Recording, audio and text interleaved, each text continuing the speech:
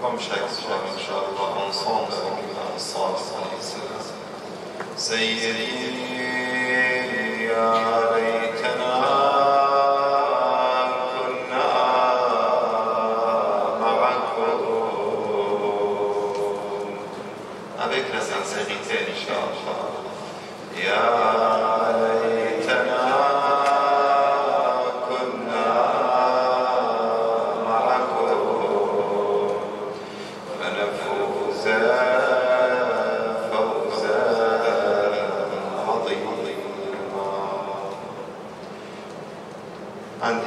entre Sayyida Fatima alayhi salam et son fils Hussein. Oh mon fils, oh Hussein, tu connais bien ta mère, mes yeux sont tout à toi.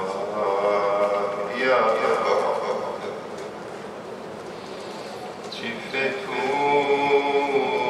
pour me plaire, et pourtant moi je pleure quand je te vois à terre. Wow, frappé de tous côtés, viens à moi.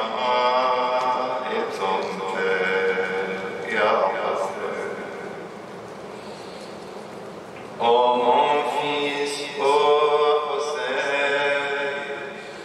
chaque flèche qui atteint sa cible ici. La douleur me revient, ya Hussein. Mon cœur éteint, mon cœur éteint.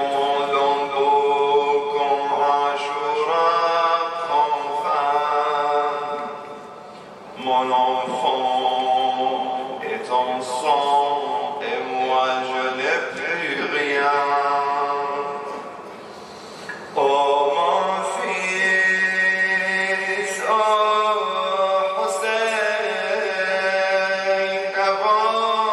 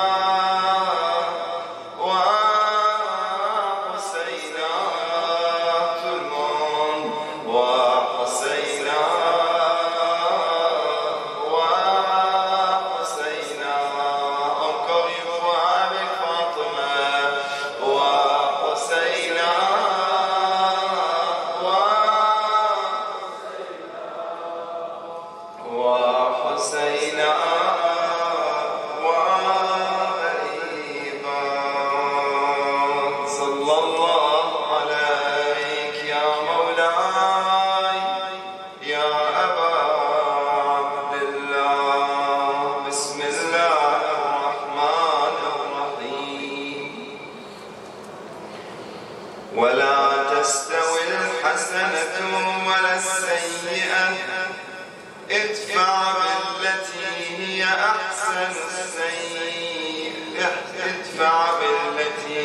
أحسن فإذا الذي بينك وبينه عداوة كأنه ولي حميم. La bonne action et la mauvaise ne sont pas pareilles.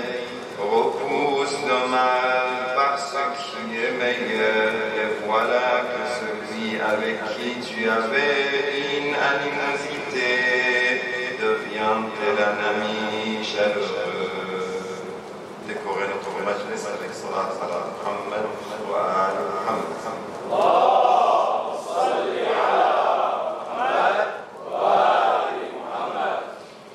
عظم الله أجورنا وأجوركم. Condoléances pour le martyr de l'imam Sayyid al-Shuhada Abi Abdullah al-Hussein.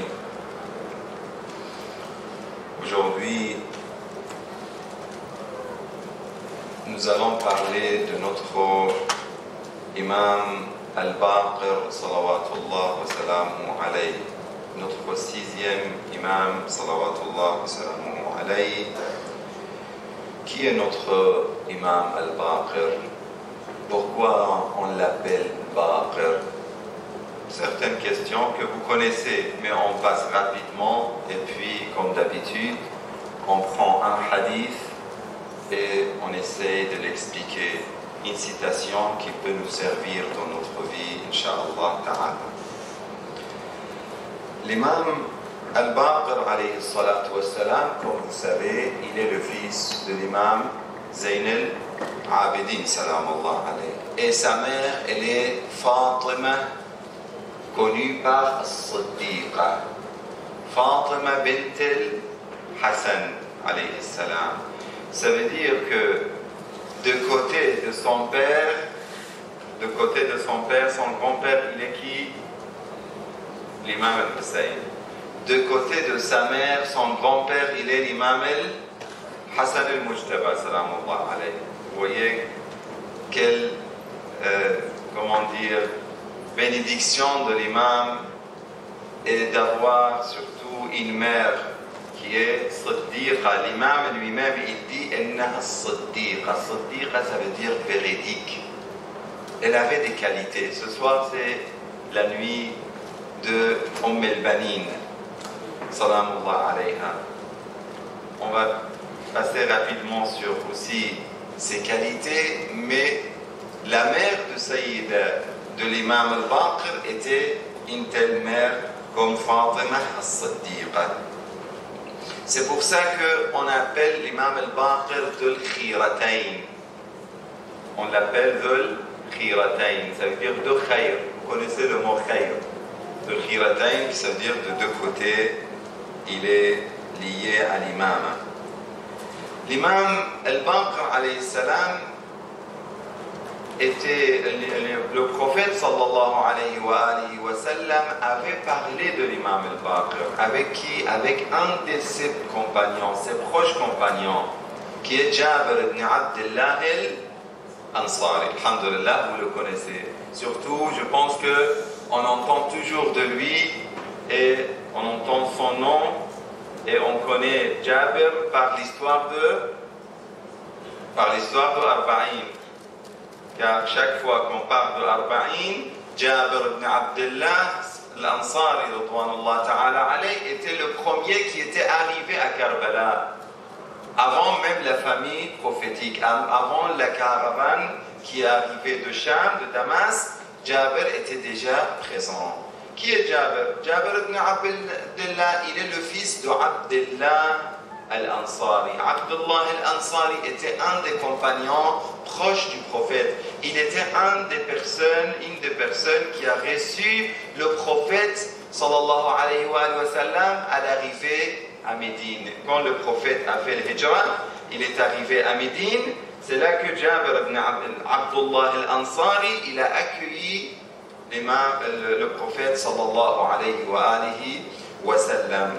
Et on sait très bien que dans la guerre de Uhud, comment il était important cette personne, il était important, Abdullah al-Ansari, pour que Hind, vous savez que Hind, comment elle a fait avec le Hamza Sayyid al-Shuhada, elle a fait pareil avec Abdullah al-Ansari, pour la haine qu'elle avait pour cette personne. Son fils Jabir, même le jour de Badr, il avait 18 ans, 19 ans, il voulait combattre les ennemis d'Allah subhanahu wa ta'ala. Son père a dit, tu as 9 sœurs, si moi je pars, et si Allah prend mon amana et mon âme, qui va prendre soin de tes sœurs? Il n'a pas accepté. Il était encore jeune, il voulait combattre les ennemis d'Allah. Il est parti vers le prophète sallallahu alayhi wa sallam. Le prophète lui a dit que écoute à ton père, il a raison. Il a dit, mais je ne peux pas supporter rester, qu'est-ce que je dois faire? Il a dit, tu fais une très bonne action, tu peux servir les gens, tu peux servir et donner l'eau aux combattants. Et Jabir ibn Abdullah al-Ansari, radwanullah ta'ala alayh, un jour le prophète lui dit à Jabir, tu vas avoir, Allah va prolonger ta vie pour voir mon fils Muhammad al-Baqir alayhi salam. Et Jabir, il se mettait toujours à côté de la porte de la mosquée à l'époque de l'imam al-Baqir alayhi salam, l'imam Zayn al-Abidin. Il était très vieux et même il était aveugle, il ne voyait pas bien. Il mettait à côté et il disait Jabir, ya Baqir, ya Baqir. Il était passionné et il attendait de voir l'imam al-Baqir alayhi salam. Pourquoi? Parce que le prophète même, il lui a demandé, il a dit, quand tu vois mon fils Baqir, tu lui transmets mes salutations, mes salams. Un jour, l'imam Zayn al-Abidin arrive avec l'imam al-Baqir. Et lui, il a senti que l'imam al-Baqir, l'imam Zayn al-Abidin est là. Vous savez, les aveugles, les gens qui ne voient pas, mais ils voient avec leur cœur. Ils sont très sensibles. Ils voient les choses, ils connaissent les choses. Lui, il a senti la présence de l'imam parce qu'il connaît la manière de marche de l'imam alayhi salam. Et l'imam lui a dit, ce que tu demandes est là, celui qui te demande est là, celui il est Baqir. Il a pris l'imam al-Baqir dans ses bras, puis il l'a mis sur ses genoux, très ému. Il a dit que je te transmets les salams de ton grand-père, Rasulullah, Muhammad sallallahu alayhi wa alayhi.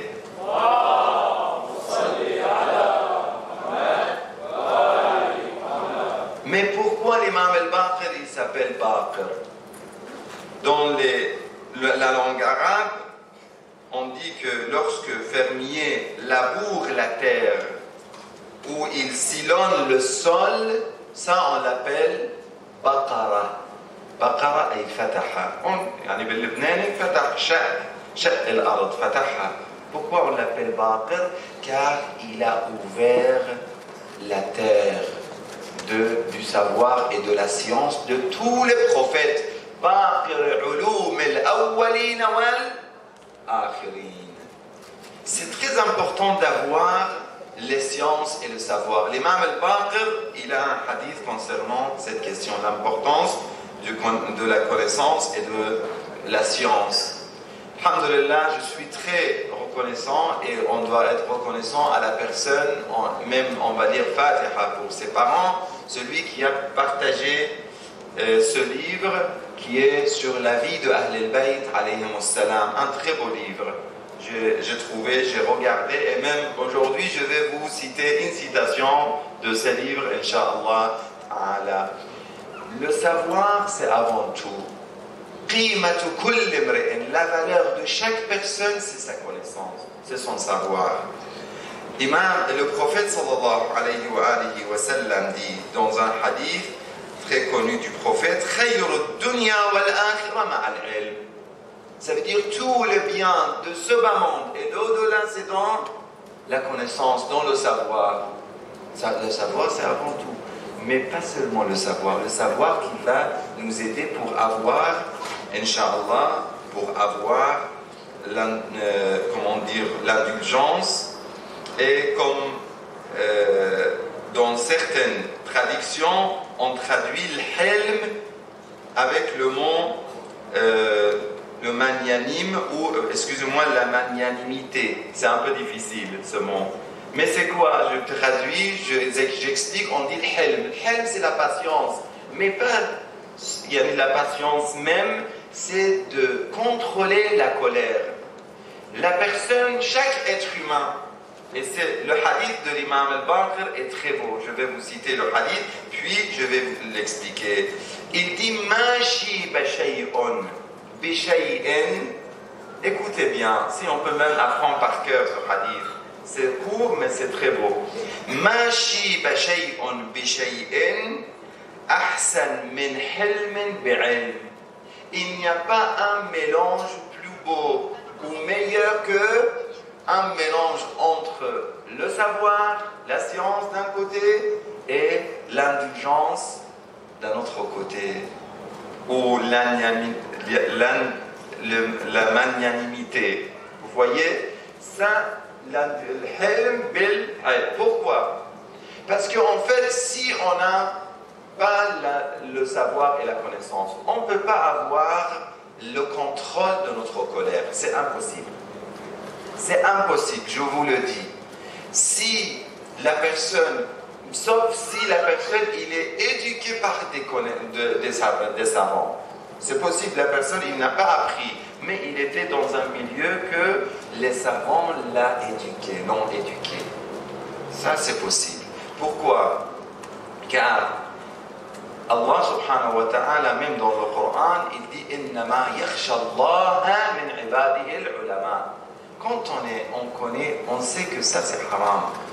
Même si je suis en colère, très fâché, la personne m'a dit un mot très dur, je ne peux pas supporter ça. Pourquoi il m'insulte?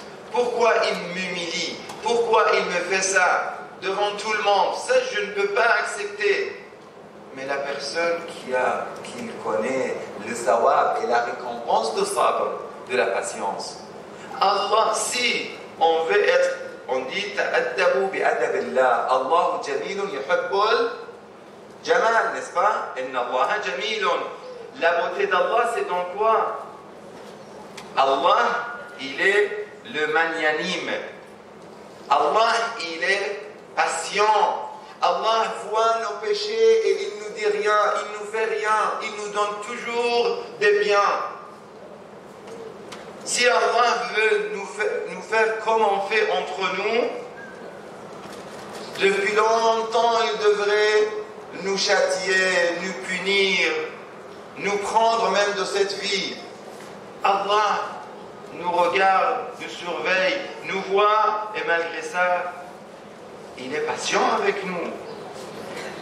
C'est pour ça que dans le hadith du prophète sallallahu alayhi wa sallam, il dit Laysa al-qawi man hamala al-thaqil. Il y a des gens qui pensent que la force c'est dans les muscles. Non. Bal man malaka nafsahu 'inda al-ghadab. Masha'Allah, on a beaucoup de gens et beaucoup de jeunes, masha'Allah, qui font des musculations. C'est pas mal, c'est bon. Mais croyez-moi, c'est pas avec les musculations qu'on peut avoir notre force. La force, c'est dans la patience. C'est quand on voit, par exemple, même après dans notre vie, je vais prendre quelques exemples de l'imam al-Baqir, salawatullah wa salamu alayhi. L'imam al-Baqir, dans le hadith, vous connaissez l'histoire de Malik al-Ashtar. Je vous ai raconté, je pense, avant. Malik al-Ashtar, quand il était dans le Koufa, le chef d'armée de Amir al-Mu'minin, une personne mal polie, il a lancé une pierre sur son front. Et même il était blessé. Dans la guerre, Malik al-Ashtar, personne ne peut être devant lui. Tout le monde a peur de Malik al-Ashtar. Mais dans la ville, dans le Koufa, un ignorant, il lance une pierre, il ne fait rien. Lui, il n'a pas su qui est la personne, qui est cet homme. Quand il est parti, ils ont dit, tu sais c'est qui? Il a dit non. Ils ont dit, c'est Malik al-Ashtar. Oh là là, Il a pensé c'est fini. Malik al-Ashtar, il est en colère, il va partir et revenir pour le tuer. Il est parti derrière lui pour demander le pardon. Il l'a trouvé dans la mosquée. Il a vu qu'il était en train de faire la prière. Après la prière, il est venu vers lui. Malik, pardonne-moi. C'est la dernière fois que j'ai fait ce genre de trucs, ce genre de péchés ou de bêtises. L'imam, Malik, il a dit, tu sais pour qui je faisais la prière? Pour ta guidance. J'ai fait 2 rak'ats de la prière et j'ai demandé à Allah pour te guider. C'est ça Malik al-Ashtar, qui était éduqué par Amir al-Mu'minin, Ali ibn Abi Talib alayhi salam. On voit que la question du savoir, de la connaissance est importante. L'imam, le prophète sallallahu alayhi wa sallam, il dit Man sabara. Le sabr, la patience, pas seulement avec les autres, pas seulement dans le marché, dans le commerce, avec les voisins, non. Quand je conduis, non. La patience commence dans la famille. Dans la famille.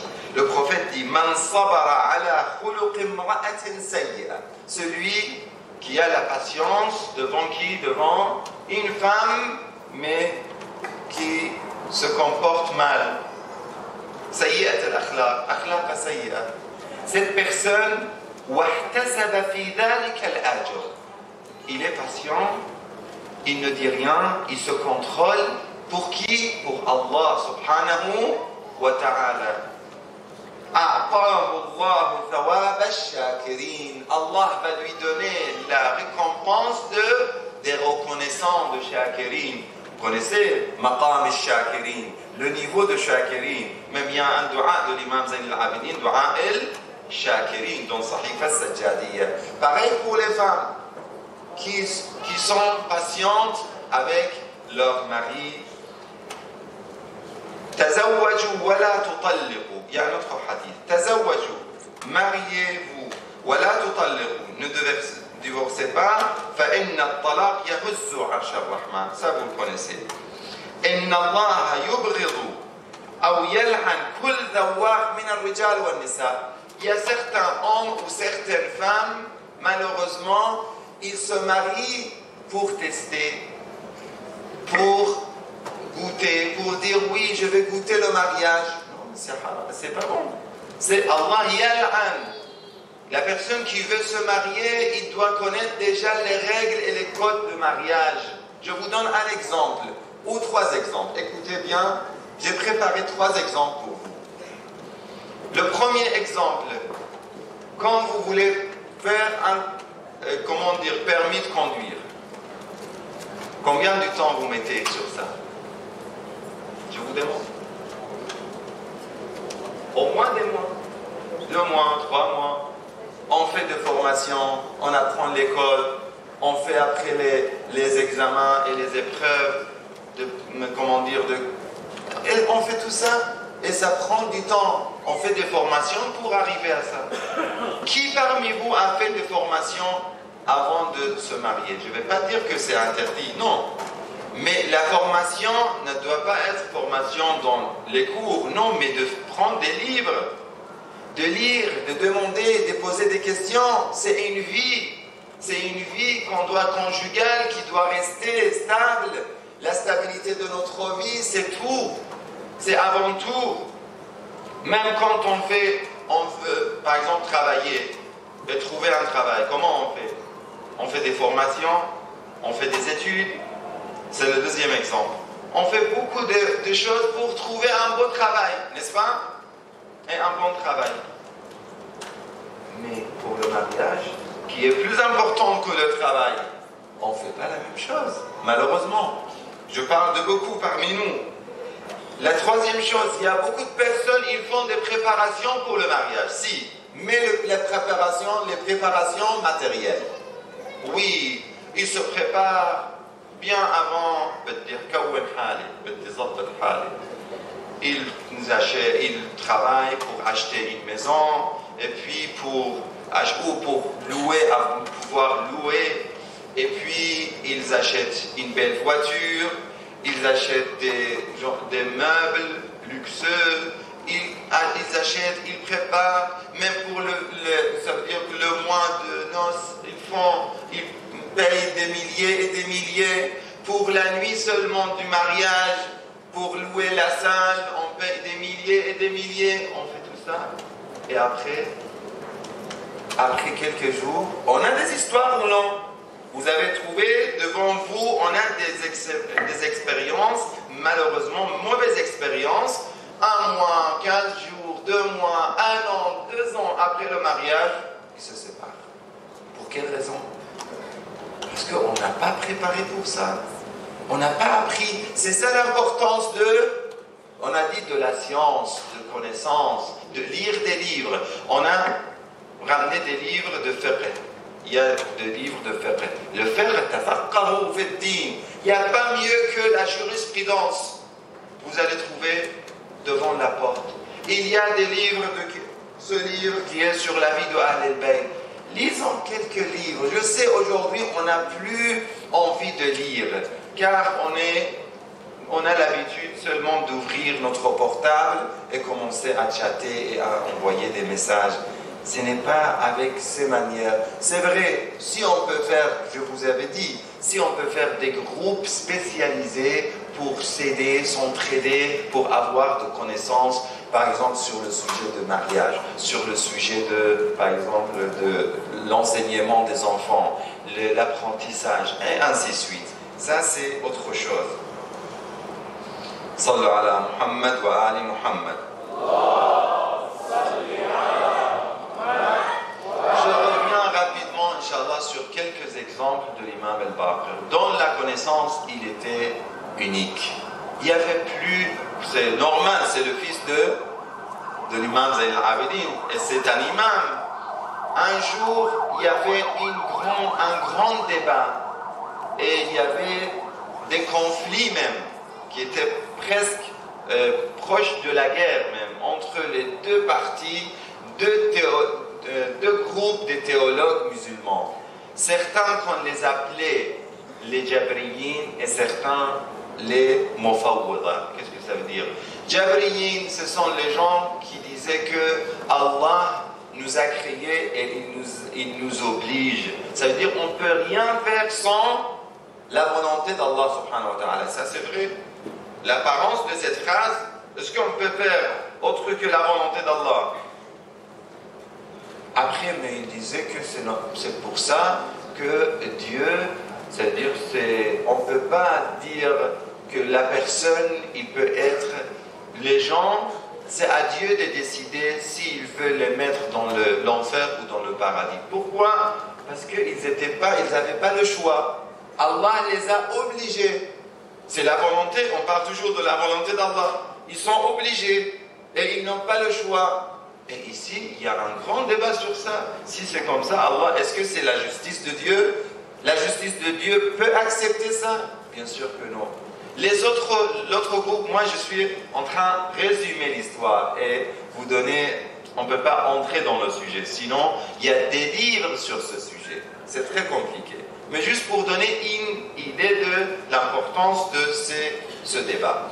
L'autre groupe, on dit non. Allah khalaqana wa nahnu wa fawwada ilayna mukhtarun. Nous avons tout le choix et Dieu n'a plus de contrôle sur nous. Il n'a plus sa volonté. Sa volonté est terminée. Nous a créés et c'est fini. Et les deux sont en tort. Ils ont demandé à l'imam Zayn al-Abidin, Ya ibn Rasulillah, c'est à toi de nous résoudre le problème. Il a dit, d'accord, je vous envoie mon fils. Il était un petit garçon, l'imam al-Baqir alayhi salam.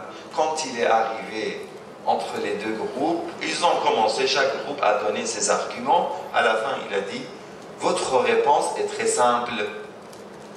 Comment Ya ibn Rasulillah? Comment c'est simple? C'est très compliqué. Non, c'est très simple. C'est dans le verset que vous lisez tous les jours dans le Coran. Quel verset, Ibn Rasulillah? Il a dit que dans Surat al-Fatiha, tous les jours, vous lisez Iyyaka na'budu wa Iyyaka nasta'in. Ça veut dire Iyyaka na'budu. Qu'est-ce que ça veut dire Iyyaka na'budu? On t'adore que toi à toi, c'est-à-dire notre adoration, mais on t'adore. Qui fait l'action de l'adoration? Qui? Moi. J'ai la possibilité, j'ai le choix. Si je n'ai pas le choix, comment je peux dire à Allah, je t'adore? C'est-à-dire, j'ai le choix. Iyyaka na'budu wa iyyaka nasta'in. Et en même temps, on prend l'aide de toi pour t'adorer. Parce que sans l'aide d'Allah, même certains ulama donnent l'exemple comme, vous voyez des mains, les mains, comment dire, artificielles, n'est-ce pas? On dit, les mains que les médecins mettent pour les gens, ils mettent l'énergie. Si le médecin prend l'énergie de cette main, est-ce que la main peut marcher? Non. Moi, je prends la décision de bouger ma main. Mais le moment que le médecin coupe l'énergie, il n'y a plus de main, il n'y a plus de mouvement. C'est pour donner une image, pour, comment dire, faciliter un peu la compréhension de ce sujet. C'est pour ça, après ça, l'imam, tout le monde a su comment l'imam était le grand alim de Ali Muhammad sallallahu alayhi wa alayhi.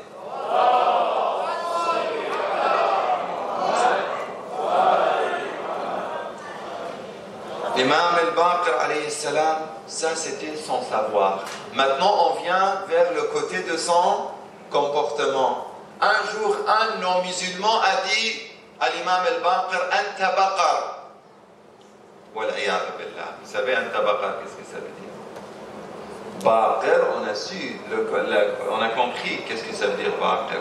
Mais baqar, tout le monde sait c'est quoi baqar. Il était en train d'insulter l'imam alayhi salam. L'imam alayhi salam a dit non, mon titre est Baqir. C'est pas Baqar. Mon titre est Baqir. Puis il a dit, il a dit à l'imam alayhi salam, salawatullah wa salamu alayhi, ce kitabi, il a dit, ta mère, elle n'est qu'une cuisinière, rien de plus. L'imam alayhi salam a répondu, c'est son métier, c'est pas très compliqué. Vous voyez, si c'était nous, qu'est-ce qu'on fait? Et surtout, le helm, c'est quoi le helm? C'est de se contrôler quand je n'ai pas le pouvoir. Il y a des gens, oui, je suis faible, je ne peux pas répondre parce que je n'ai pas le pouvoir de répondre. Ça, c'est pas le helm. Attention! Quand je dis rien parce que je n'ai pas le pouvoir, ce n'est pas le helm. Le helm, quand je peux répondre et très fortement, j'ai le pouvoir, mais je ne dis rien, comme l'imam alayhi salam. Après, il a encore ajouté, ta mère est une grossière. Imaginez, al-badi'a, ummuka al-badi'a. Malgré ça, l'imam a répondu, in kunta sadaqta, ghafarallahu laha. Si tu as raison, que Dieu la pardonne. Wa in kunta kadhibta, ghafarallahu lak.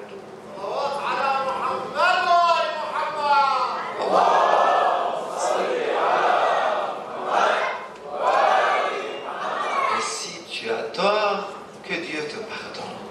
Très simple. Vous voyez, c'est là que cette personne a dit Ashhadu an la ilaha illallah wa anna Muhammadan Rasulullah wa annaka hujjatullah.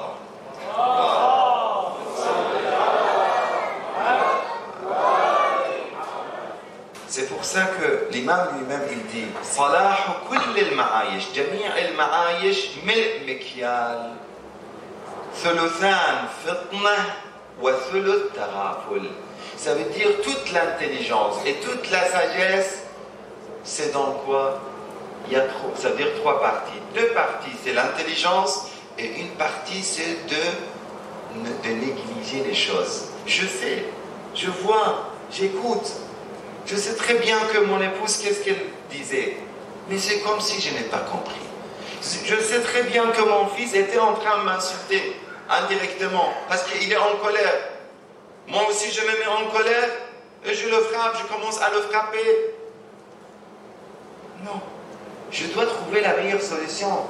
Ce n'est pas toujours la violence qui va résoudre le problème. Ni avec mon fils, ni avec ma femme, ni avec mon employé, ni avec personne.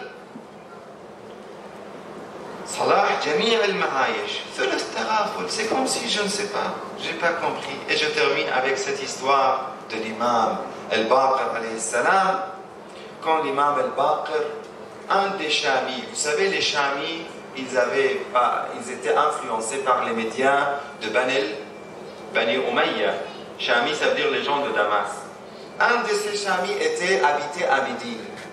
Et il venait dans le cours de l'imam al-Baqir. L'imam al-Baqir, il avait un cours et il donnait des milliers de personnes, étaient dans le cours de l'imam, profitaient des sciences de l'imam. Dans l'astronomie, dans la chimie, dans toutes les sciences, l'imam donnait des cours et il était le meilleur professeur de son époque. Et ce Chami profitait de l'imam, mais en même temps disait aux gens autour de lui, je déteste l'imam al-Baqir. Pourquoi? Il dit que parce qu'il est le fils de l'imam Ali ibn Abi Talib. Juste pour ça, il détestait l'imam. Il disait ça à l'imam al-Baqir. Malgré ça, l'imam al-Baqir disait Lan takhfa ala Allahi khafiya. Ne vous inquiétez pas. Et Dieu sait, et Dieu voit, et Dieu change les choses. Soyez patients aux compagnons. Les compagnons étaient très énervés, en colère. Pourquoi il fait ça? Pourquoi il dit ça? Il vient devant toi et il te déteste. Il n'a rien dit. Jusqu'à ce que cette personne est tombée malade et il a senti qu'il va quitter ce bas monde. Subhanallah. À ce moment, il a senti, vous voyez chacun parmi vous, vous sentez que cette personne, il est pieux, même si on fait mal à la personne, mais on sait il est bien. Pourquoi je le fais mal? Je lui fais mal. Cette personne, il a regretté. Il a dit à son serviteur, pars chez l'imam al-Baqir après ma mort, et dis à lui que je t'ai demandé que l'imam al-Baqir lui-même fait mes préparations et il prie sur moi. Imaginez. Et lui, il est parti. Il est mort, la personne. Il est parti, le serviteur, chez l'imam al-Baqir. Il était en train de faire la prière. Il lui a dit, après la prière, Yabna Rasulullah, ce Chami que tu connais, il est décédé. Mais il a fait le testament. Il a demandé que tu fasses la prière pour lui. L'imam lui dit, je vais faire une autre prière et je reviens. Il voulait faire prière pour lui. Il est parti. La personne, quand l'imam al-Baqir est arrivé, il a fait un peu de dua, la personne était ressuscitée.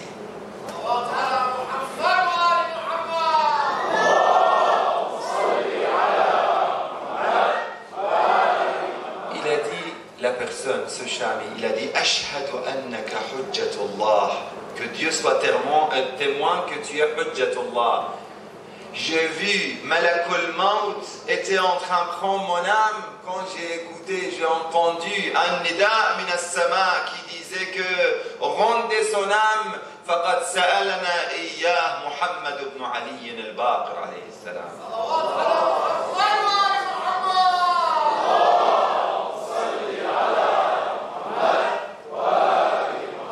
Et il est devenu un des compagnons les plus proches de l'imam al-Baqir salawatullah wa salamu alayhi. L'imam al-Baqir était à Ashura Karbala, vous savez. Il avait 3 ans et demi, l'imam al-Baqir, quand il était à Karbala. L'histoire de l'imam al-Baqir et sa tragédie vraiment touche énormément tous les mu'minines. L'imam al-Baqir même était dans le majlis de Yazid. C'est ça la riwaya que je veux prendre de ce livre. Il était dans le majlis de Yazid à Cham, à Damas. Il était enchaîné, il était prisonnier. Et un enfant de 3 ans et demi, imaginez, quand il est arrivé, Yazid, il a dit dans ses paroles, assis sur son trône, observa Sukaina et Ruqayya, salamullah alayhima, et il observa Zaynab salamullah alayha et Kulthum et Rabab. Il dit, Je crois que le mieux à faire vous concernant est de rendre certaines d'entre vous comme esclaves et le reste, nous les tuerons une par une. Le silence s'installa. Tout à coup, quelqu'un se mit à parler. « Ô Yazid, lorsque Pharaon était au pouvoir et qu'il arrêta Moussa et Haroun, Pharaon a au moins demandé à son peuple que devons-nous faire d'eux. C'est-à-dire, il a demandé au moins, toi tu décides comme ça, et le peuple dit, laissez-les s'en aller et vivre loin d'ici, alors que vous, Yazid, vous n'avez aucun respect pour la famille de l'homme qui a apporté cette religion. Les gens regardèrent autour d'eux et Yazid dit, qui a dit ça? C'était l'imam Muhammad al-Baqir alayhi salam, comme on a dit, un enfant de 3 ans et demi. Quel âge a cet enfant? 3 ans. Lui répondit-on. Comment s'appelle-t-il? Muhammad ibn Ali ibn al-Hussein. Quel Hussein? Ali ibn al-Hussein. Nous avons tué Ali ibn al-Hussein, et jusqu'à la fin de ce discours. Vous voyez ici l'imam al-Baqir comment avait ce courage. L'imam al-Baqir, salawatullahi wa salamuhu alayhi, le jour de Ashura, était dans l'attente de son père Ali ibn al-Hussein, Zayn al-Abidin.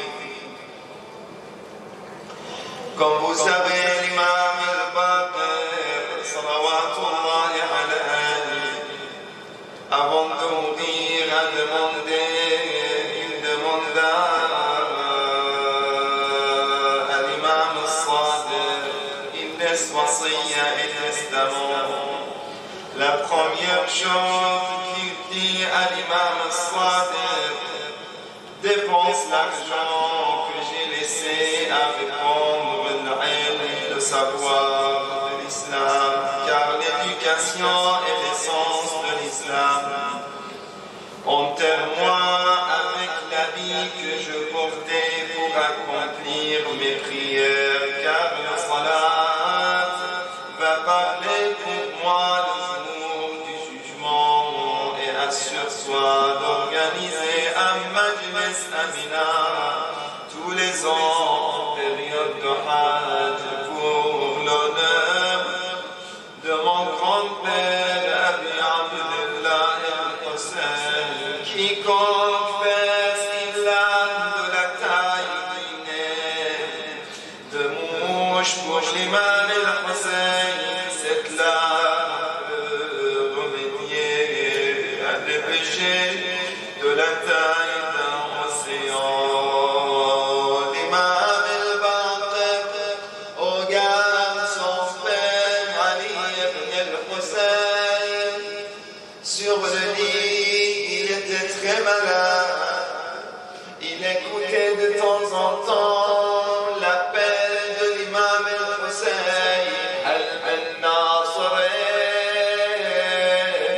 yansuruna, hal min dhabin yadub an haram rasulillah.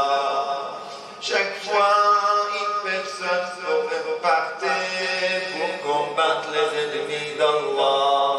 Une fois Ali al-Akbar, une fois Qasim. Même l'imam al-Baqir, quand Al-Abbas a pris la gourde pour amener de l'eau pour les enfants, Al-Baqir alayhi salam était présent.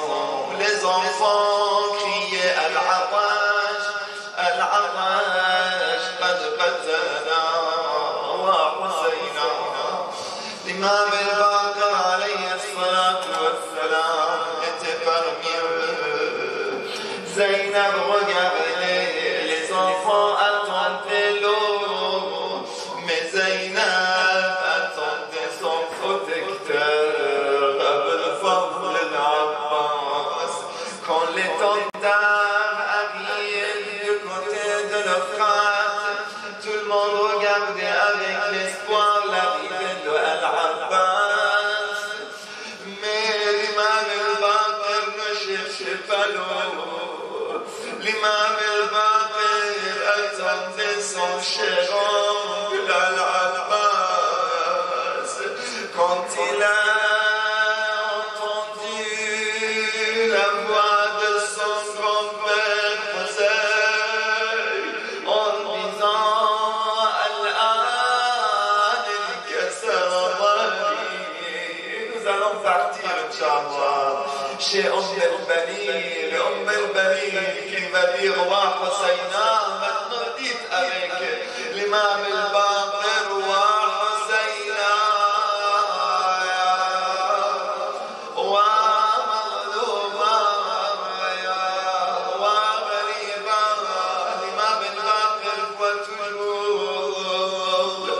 Son père, quand l'imam al-Hussein a vu que son homme, son frère Abbas est parti, ses enfants sont par terre, tout le monde est parti, il n'y a plus de soutien.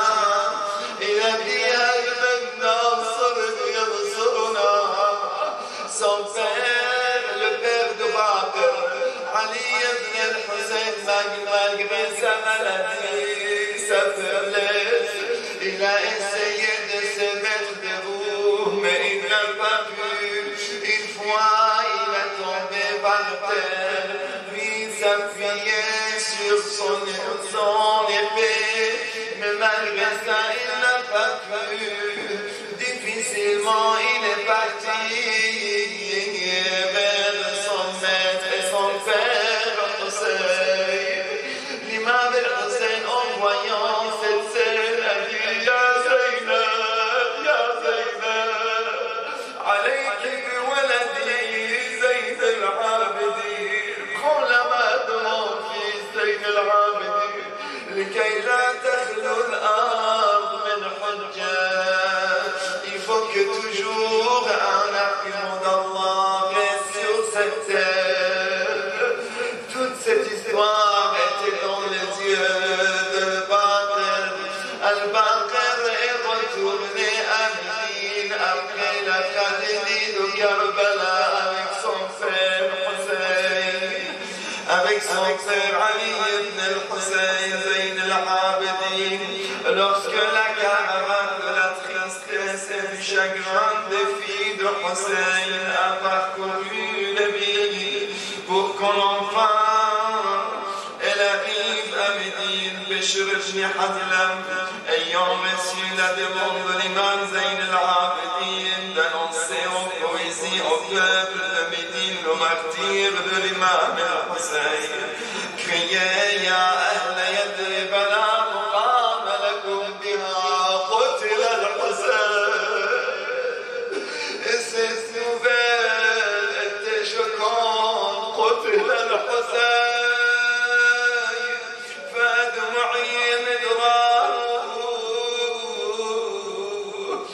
Son corps est ensanglanté à Karbala et sa tête sur la lance passe pour les villes. Wa Husseina. Dans ce jour, tous les habitants de Médine pleuraient et criaient à haute voix Wa Husseina. Wa Mazlouma. Ce fut comme le jour du décès du prophète Bishr ibn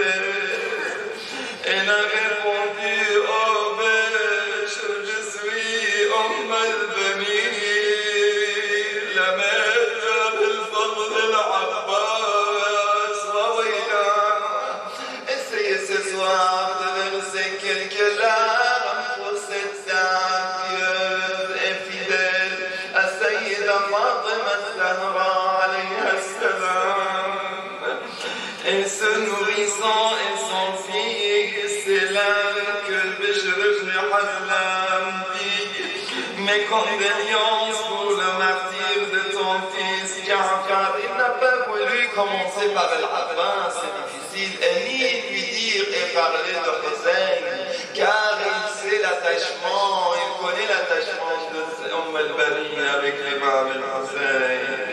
Car al-Banin avait demandé à ses enfants, avant tout, la protection de votre frère Hussein, votre imam Hussein. Mes condoléances pour ton fils Ja'far, car il ne voulait pas donner les nouvelles. Et dit, oh Béniche, je te demande les nouvelles de mon fils Hussein. Waouila, les larmes versées sur ses joues. Oh Al-Banin, mes condoléances pour ton fils Abdullah. Elle demanda encore en insistant des nouvelles de son fils Hussein. أخبرني عن حبيبي أبو عبد الله. Al-Banin, mes condoléances pour le martyr de ton fils Ham, le troisième fils. Elle a dit, oh Bêche, tu m'as brisé le cœur. Reste sur moi de mon bien-aimé Habibi Hussein. Nour Aini Hussein. Il dit, oh Al-Banin, oh Al-Banin, mes condoléances, عظم الله لك الأجر بولدك أبي الفضل العباس وعباسا. رحم الله من نادى وعباسا ومظلوما. C'est ici que le nourrisson de Abbas est tombé de sa mère, car elle savait l'Abbas, il va Hussein est son protecteur. Oh Bêche, tu m'as fondu l'âme, tu m'informes du martyr de mes quatre fils, mais sache que mes enfants et tout ce qui est sous les cieux, je les sacrifie comme rançon pour mon maître Habibi wa Nour Ayn Fatima al-Hussein wa Husayna wa Fatima wa Zahra. Inch'Allah, Sayyida Fatima est présente, elle regarde ce majlis, car elle respecte Sayyida Fatima, cet acte de Al-Banin. Vous savez, vous connaissez l'histoire, même à la fin de la vie de Abbas, Al-Banin, Sayyida Fatima est arrivée sur la tête, à côté de la tête de Al-Fadl al-Abbas. Et c'est à ce moment que je lui ai dit, عظم الله لك الأجر يا Al-Banin بولدك الحسين.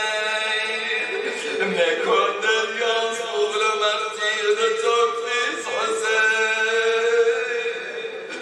On lui a laissé le corps décapité à Karbala.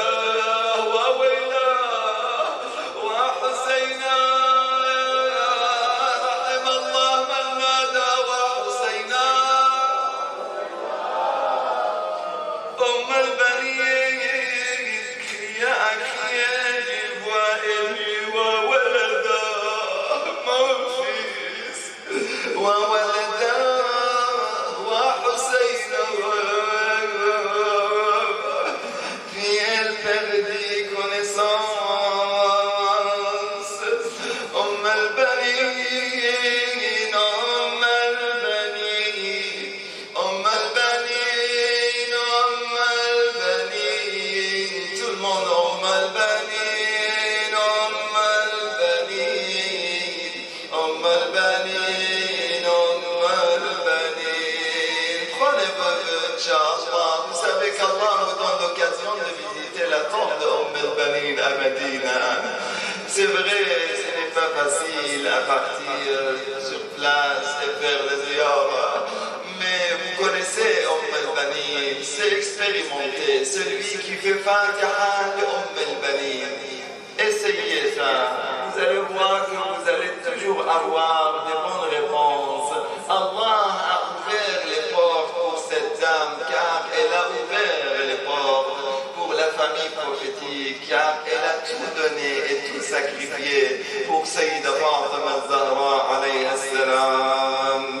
As-salamu alayki ya sayyidati wa mawlati ya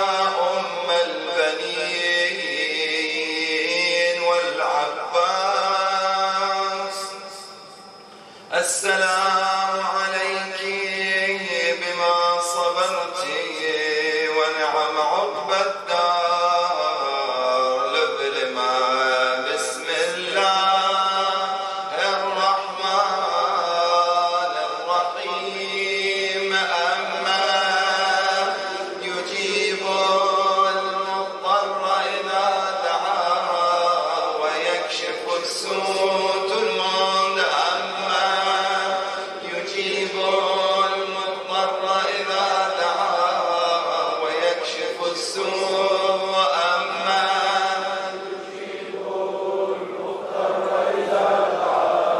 ويكشف السوء